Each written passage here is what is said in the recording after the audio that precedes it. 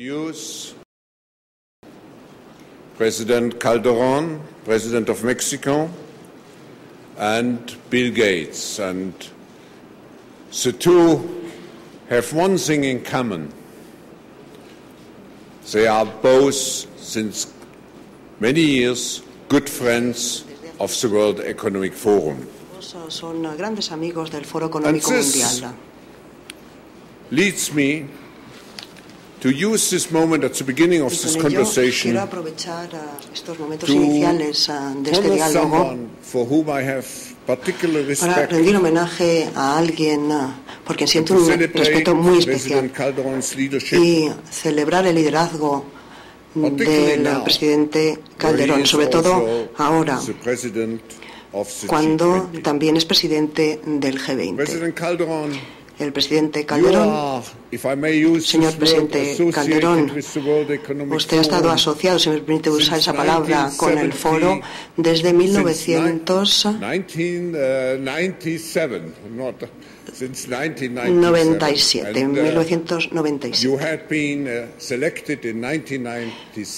En 1997 fue elegido líder global para el mañana. Y muy rápidamente se ha convertido usted en un líder de los tiempos actuales. Estamos muy orgullosos de reconocer sus logros y en nombre del Consejo de Fundación del Foro Económico Mundial es un gran honor para mí otorgar a su excelencia, presidente Felipe Calderón, el premio al estadista mundial del Foro Económico Mundial.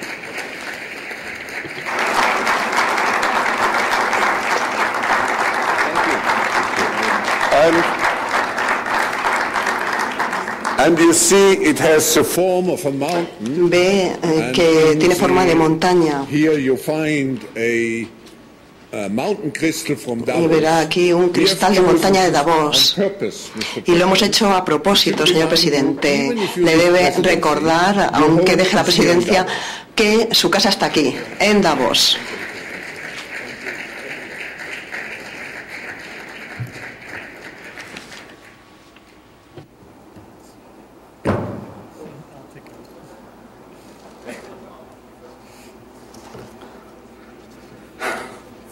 Mr. Schwab, muchas gracias, señor Schwab, por este premio tan especial. Permítanme expresar mi agradecimiento no solo por el premio, pero por todo lo que he aprendido durante estos 15 años en los que vengo aquí al Foro Económico Mundial. It's an honor for me to be with you in this session. Amigos queridos, es un gran honor para mí estar con ustedes en esta sesión y quisiera expresar mi gratitud profunda a usted, profesor Schwab, no solo por el premio, pero también por su visión, su liderazgo, por brindar el foro en el que podamos hablar acerca de los problemas del presente y del futuro. A la vez quisiera expresar nuestro agradecimiento a nuestro Bill Gates, tan admirado. Muchas gracias por estar con nosotros y muchas gracias por el apoyo que está usted dando a los países del G20. Como ustedes saben, la reunión de este año es de gran importancia, ya que el mundo se está enfrentando a una situación desafiante. Seguimos entrampados en una crisis económica de 4 o 5 años, la peor crisis de nuestra memoria. Tenemos una bomba de tiempo. La bomba se encuentra en Europa y estamos trabajando en conjunto para desactivarla antes de explote encima de todos nosotros. Es dentro de estas circunstancias tan difíciles que México ha asumido la presidencia del G20, el primer país latinoamericano para que encabece este grupo. Trataremos de desarrollar el consenso necesario para restaurar la estabilidad y el crecimiento económicos, para fortalecer las instituciones financieras del mundo y para encontrar maneras para redirigir el crecimiento hacia caminos sustentables que privilegian a las justicia social y el respeto para el medio ambiente. Hoy en día, a diferencia de hace varios años, México cuenta con una economía sólida y en crecimiento, la cual genera cientos de miles de empleos nuevos a cada año con una tasa de inflación muy baja. Sin embargo, hasta hace unos cuantos años, nuestro país, junto con otros países latinoamericanos, sufríamos de crisis recurrentes que tuvieron costos muy altos a nivel social, económico y político. Y debido a esto, podemos entender los tiempos difíciles a los que se enfrentan los europeos. No podemos evitar recordar nuestras propias experiencias. A pesar de la diferencia en las circunstancias, percibimos similitudes que son lo suficientemente interesantes como para compartirlos con ustedes esta noche. Uno, normalmente, una crisis financiera tiene que ver con desequilibrios, ya sean fiscales o de cuenta corriente. Ambos son fuente de preocupación. En particular, los desequilibrios fiscales son el resultado de un gasto gubernamental no controlado, lo cual lleva a un aumento fuerte en el déficit público. Dos, aumentos notables en la deuda nacional y extranjera son necesarios para financiar dichos déficits. Y tres, los eventos en la esfera nacional o internacional que implican a los inversionistas hacen que aumenten las tasas de interés, lo cual hace que simplemente sean impagables las deudas. Esto genera una aversión al riesgo más alta, la cual aumenta cada vez más las tasas de interés y el financiamiento hacia estas naciones se termina. Por lo tanto, los problemas de liquidez se vuelven problemas de insolvencia. Estoy seguro que esto es algo que ya han oído ustedes aquí en Europa. Esto ya lo hemos visto antes. Por lo tanto, la pregunta es si es que vamos a poder aprender de nuestros propios errores. ¿Cuándo perdió su camino Europa? No lo sé. Probablemente fue cuando los países decidieron romper su propia regla dorada que dicta que ningún déficit de algún país, del déficit de ningún país, puede ser más alto que el 3% del PIB. Y hoy, el promedio en el déficit público de estos países emproblemados es casi el 7% del PIB. Para resolver la crisis, podemos aprender algunas lecciones de la crisis latinoamericana. Primero, si la causa del problema viene del déficit público, parte de la solución tiene que ser la corrección de ese déficit. Es cierto que las medidas para resolver esto a corto plazo pueden empeorar el impacto social de la crisis, pero entre más nos esperamos, más altos serán estos costos. Segundo, debemos detener lo antes posible la hemorragia. Y aquí es importante distinguir la diferencia entre la liquidez y la insolvencia.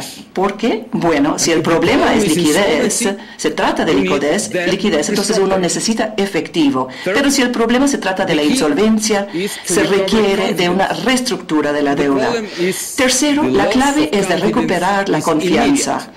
El problema es que la pérdida de confianza es inmediata, pero recuperarla requiere de un trabajo arduo y largo. Para lidiar con esto es esencial realizar un diagnóstico honesto y creíble, hablar claramente con las personas y con los inversionistas acerca de los costos y asegurarse de que el ajuste sea lo suficientemente grande y que se implante, que se ponga en marcha de manera audaz y rápida. Y es aquí cuando se vuelven esenciales el apoyo externo y la cooperación internacional. Permítanme darles un ejemplo mexicano. En la crisis del 95, México era una nación solvente, pero carecía totalmente de liquidez. Para enfrentarse a esta situación, el presidente Zedillo, un miembro del Foro Económico Mundial, implantó un ajuste severo a nivel fiscal, a pesar de los costos sociales y políticos. Además, el apoyo del Fondo Monetario Internacional y en particular el apoyo del Tesoro estadounidense fueron asuntos críticos en la solución.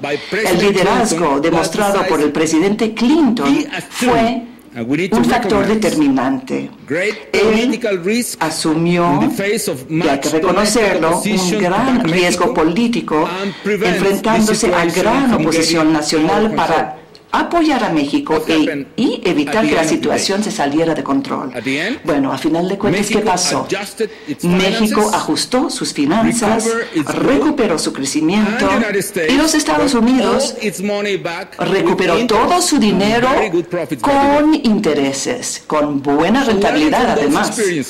Ahora, aprendiendo de estas experiencias, diría yo que es importante, necesario, importar la credibilidad, por decirlo de alguna manera.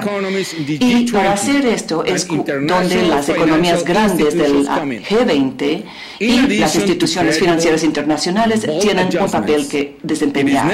Además de ajustes audaces y creíbles, es importantísimo crear una pared de seguridad para evitar que se esparza el pánico y proteger a los países que son solventes pero que carecen de liquidez, como las economías de cuarto nivel del mundo, Italia y España, por ejemplo. En otras palabras, necesitamos sacar la bazuca de manera inmediata, antes de que la pólvora se empape. Ese es el riesgo que nos enfrentamos, al que nos enfrentamos. Esta pared de seguridad, de protección, más que una fuente de dinero en sí, es una fuente de confianza que necesitamos. Y aquí existe una paradoja, y es esta.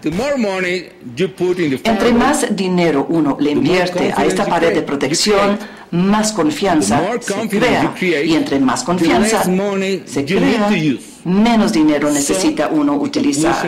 Por lo tanto, la conclusión es que entre más dinero se compromete, se invierte, menos dinero se va a gastar. Y lo opuesto también aplica. Entre menos dinero se tiene que invertir en esta pared de protección y entre más uno titubea, más dinero costará a una economía grande. Y esto ciertamente no es una tarea que aplica solamente a los europeos, es una tarea que nos aplica a todos. En el G20 también, no se les olvide que todos nos encontramos en el mismo barco. La falla de una estrategia de contención significará no solo una implosión potencial del euro, pero una crisis económica con consecuencias devastadoras para el resto del mundo. Ya que la importación de la credibilidad es tan necesario en estos momentos para ser un imperativo para fortalecer las instituciones financieras internacionales como el Fondo Monetario Internacional y las agencias de apoyo financiero europeo. Cuarto, también está el problema de insolvencia en otras economías. Por ejemplo, si un deudor no puede pagar, el mercado lo va a reconocer tarde o temprano. El mercado ya lo reconoció. Y el prestamista tendrá que tomar responsabilidad por haber actuado de manera sin los cuidados adecuados. Durante la década de los 80, la década perdida de América Latina, algunos países sufrieron insolvencia y solo fue después de renegociar nuestras deudas externas pudimos recuperarnos y aprendimos que la renegociación puede lograrse de dos maneras: de manera ordenada, como lo hicimos con los bonos Brady, o de manera desordenada. Y para los países como Grecia, la mejor solución es una renegociación ordenada con el apoyo financiero internacional. Quinto, otra lección, y esta vez de la crisis del 2008-2009. Cualquier programa de ajuste tiene que ser acompañado de programas sociales agresivos con tal de proteger a los más pobres. Necesitamos deshacer el vínculo entre la pobreza, entre los desequilibrios y los más pobres. Y en México lo logramos con el programa de oportunidades. En medio de la crisis aumentamos las transferencias condicionadas a los más pobres y al hacerlo evitamos una recesión de más del 6% del PIB. Y ese porcentaje en aumento de la pobreza extrema. Quinto, es efímero esto, sobre todo si el país no puede hacer un cambio en su régimen de tipo cambiario, que es el caso de los europeos. Por lo tanto, el programa de ajuste tiene que realizarse con reformas estructurales que promuevan el crecimiento y la competitividad. Sin una sola moneda, divisa, los países latinoamericanos pudieron irse a tipos de cambio flexibles, lo cual les permitieron recuperarse rápidamente. Hoy día, aquí en Europa, los países o las economías insolventes necesitan de manera urgente una renegociación de su deuda y ayuda externa. De otra manera, las fuerzas del mercado finalmente los van a eliminar de la zona euro de manera desordenada y tendrá esto un costo muy alto a nivel social y económico. Esto es lo que pasó hace varios años en Argentina. En Argentina, después de 3 largos años de tratar de ajustar a su economía y de proteger a su tipo de cambio fijo, a cualquier costo, el sistema explotó, llevando al desequilibrio social que terminó con muchas personas, la falta de los ahorros de vida, y esto conllevó al cambio de varios gobiernos en tan solo un año. Y lo tengo que decir, Argentina, sin embargo, comenzó una década de crecimiento continuo. ¿Es la mejor alternativa esto para Grecia?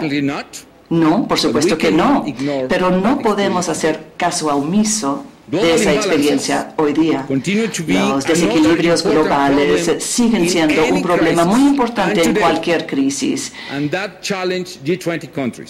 Y esto es un desafío para los países G20, en particular los países que siguen teniendo superávits de cuenta corriente grande, tienen que promover consumo e inversión más alto a nivel nacional que contribuya a la recuperación económica. Y esto incluye movimientos más determinados hacia tipos de cambio a nivel mundial más flexibles.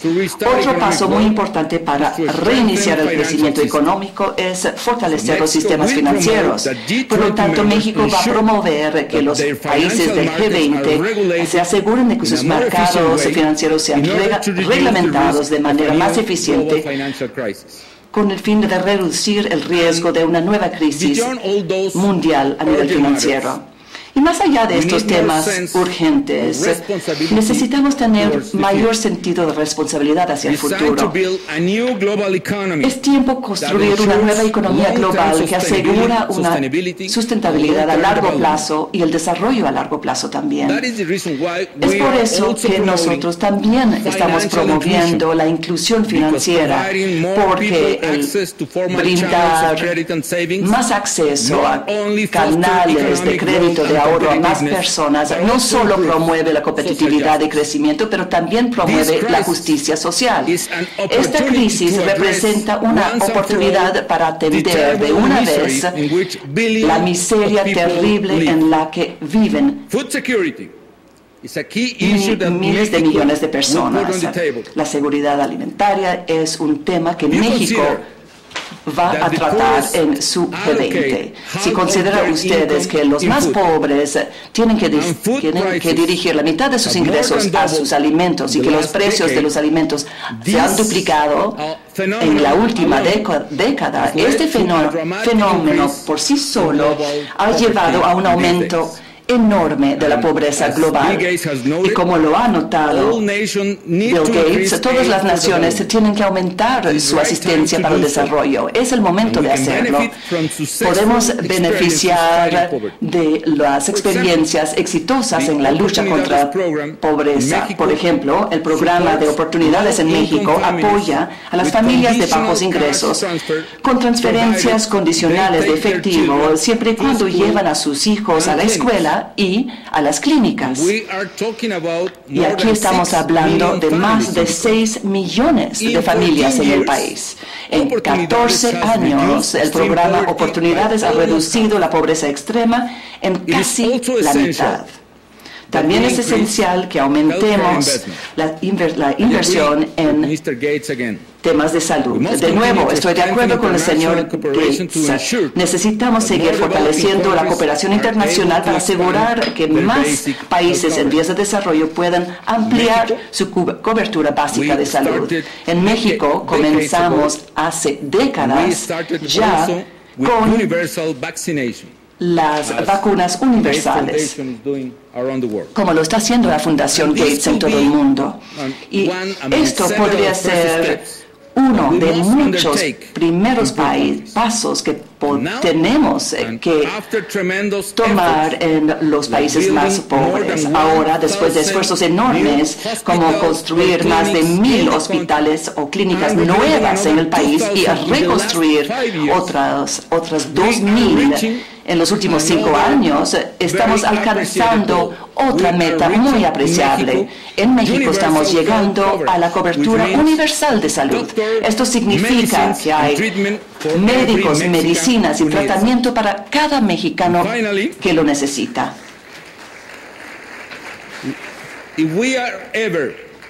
Finalmente, si en algún momento vamos a poder definir un nuevo tipo de modelo de desarrollo, es ahora que se tiene que hacer.